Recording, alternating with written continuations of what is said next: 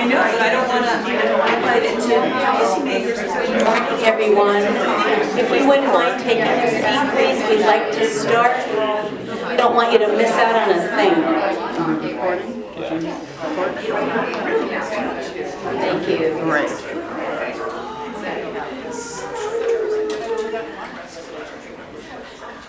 I'd like to welcome you this morning. Thank you so much for coming on this beautiful first sunny day we've had in days. I'm Jan Rea with Willows in the Wind. If you're not familiar with us, we are a nonprofit in the Bay Area that work with parents that have struggling teens and are looking at residential placement. We offer parent support groups, and we have one tomorrow in Los Altos in case you're interested. We offer education, like workshops like you're here today, and we offer resources. So we are totally available to you. I'd like to introduce our team and all the people that were so instrumental in helping put this together today. Becky Pirelli, Willow's director. Patty Durkins, Willow's director. Our co-host, Sarah Lively, and her group. Sarah is a volunteer at NAMI in Santa Cruz and also has her own parent group in Santa Cruz called Odyssey. And her team is Kathleen Caton. Do I have that right, Kath? And Rebecca Levy. And Wendy and Nancy are not here, right? Wendy's here. Okay, Wendy Citra. Thank you. Thanks for all the help you gave us. And our NAMI Santa Cruz person is Suzanne Williams. She is a volunteer and a family support group person and gives a lot of her time. So they were very helpful in helping us put this all together. As adults, our most difficult decisions are often connected with our children and doing the right thing for them. As many of you have already experienced, navigating the journey of possibilities, which may include residential treatment, is a huge decision, both emotionally and financially. Today we have two guest speakers that are experts in these fields that have donated their time to us today to do this, and we're so appreciative of both of you. Deborah Jacobson and Nancy Shea, and they're going to take us through the process of what it means to work with the school districts and your own health insurance policies. So I'm going to turn it over to Patty to come and introduce our first speaker. And again, thank you for being here.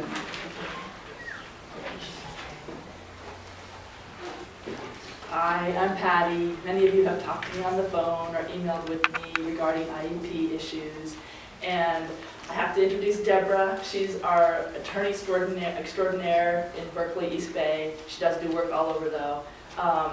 She has helped so many parents in Willows get what the school districts are required to provide for their child in terms of not just residential, but all the steps that lead up to residential to support kids when they're in distress. So I just introduce you to Deborah Jacobson, attorney extraordinaire for special ed.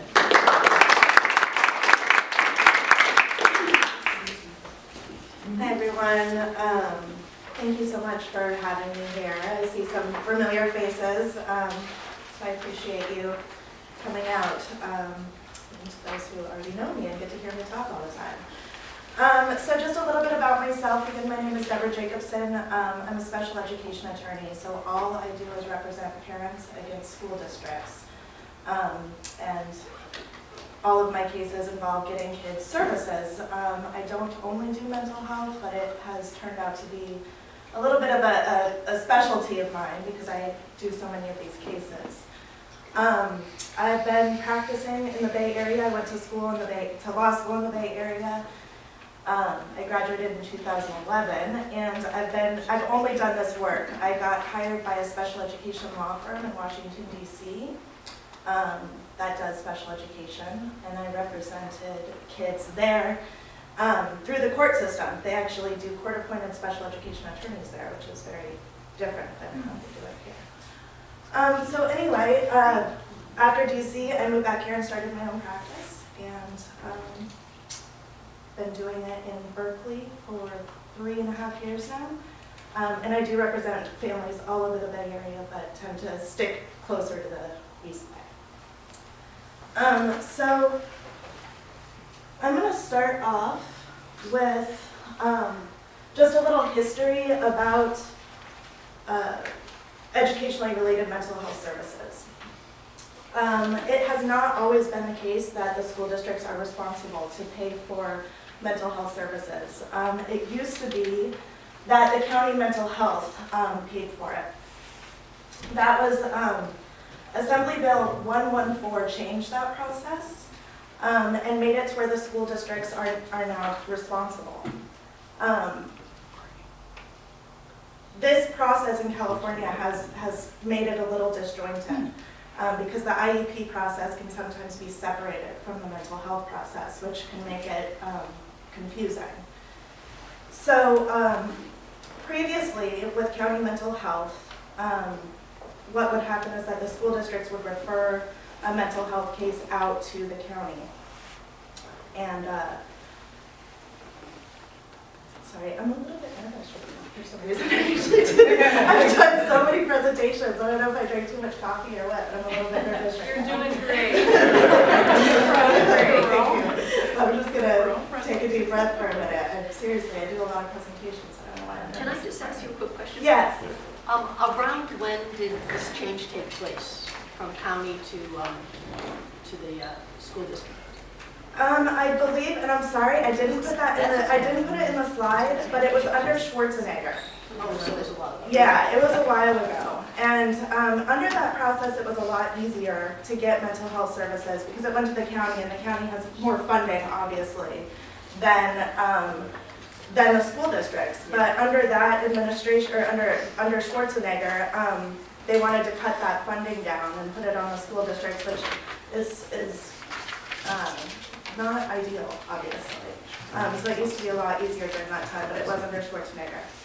So when it switched over, it went to school districts, and I have to say it still is very confusing. In DC, it's always been the responsibility of the school districts.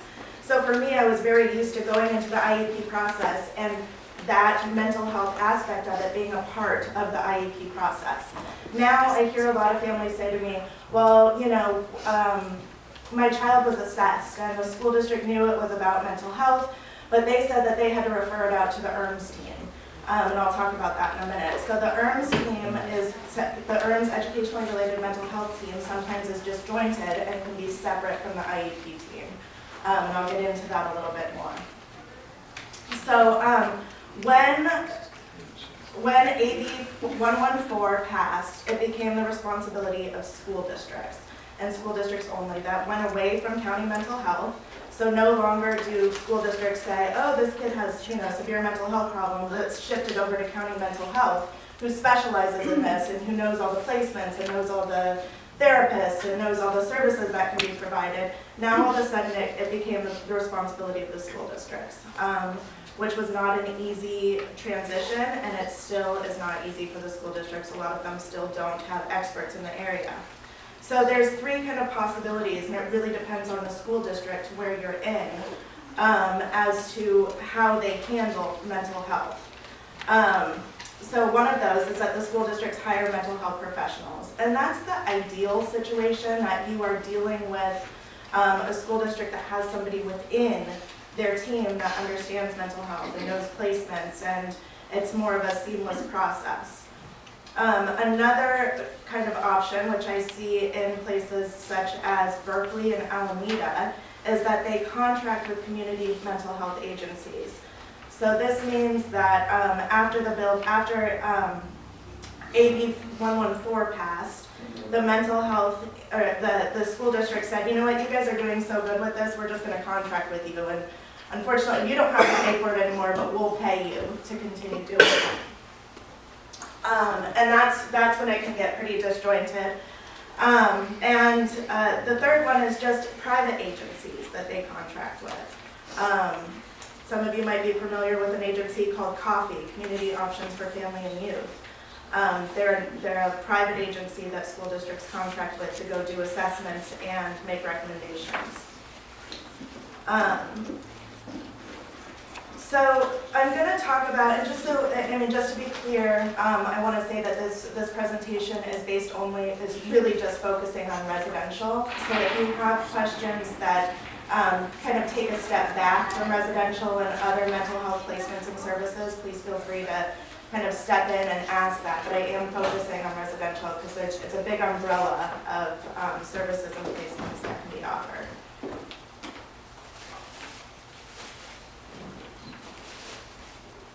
So the first thing that I want to talk about is that there's two different types of placements, and this is kind of the beginning of when parents start to say to me, I want a residential placement or I think my child needs a residential placement, I should say, I don't want, it's usually me.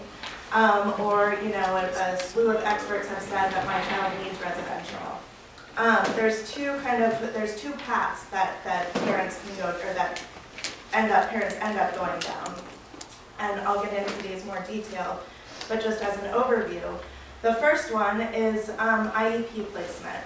And this is ideal for a number of reasons that I will discuss, but mostly because it takes away all funding responsibility off the parents. And IEP placement is basically an admission by the school district that your child cannot learn in any other environment other than residential placement. And they contract with the residential school and they keep them there until necessary.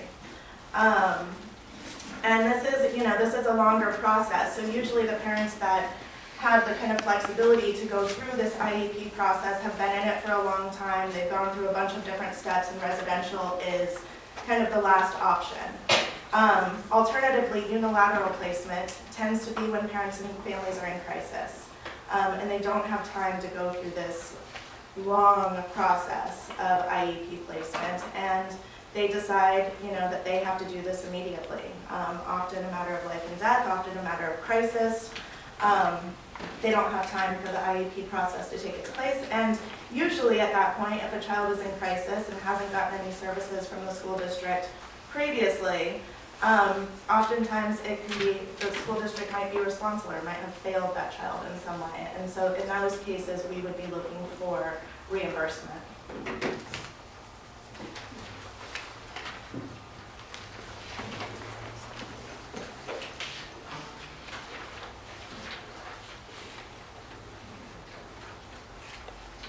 So I'm going to talk a little bit about the IEP process. These are just, I'll go through each one of these bullet points. There's identification and the referral for assessment, the actual assessment process, eligibility for special education, and